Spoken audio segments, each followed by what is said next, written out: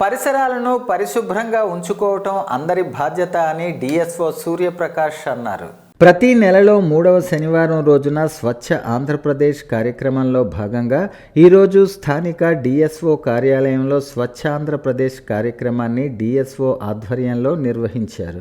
ఈ సందర్భంగా ఆయన స్వచ్ఛ ఆంధ్రప్రదేశ్ కార్యక్రమంపై సిబ్బందితో ప్రతిజ్ఞ చేయించి అనంతరం మాట్లాడుతూ పరిసరాలను పరిశుభ్రంగా ఉంచుకునేందుకు ప్రతి ఒక్కరూ కృషి చేయాలని సూచించారు.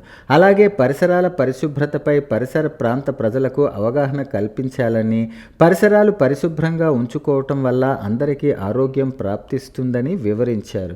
ప్రతి ఒక్కరూ తమ వంతు బాధ్యతగా స్వచ్ఛ ఆంధ్రప్రదేశ్ వైపు అడుగులు వేయాలని వివరించారు.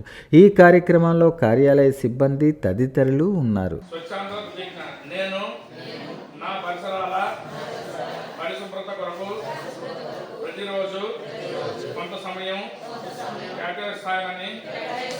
నా వంతు కృషిగా స్వచ్ఛత కార్యక్రమాల కొరకు శ్రమదానం చేసి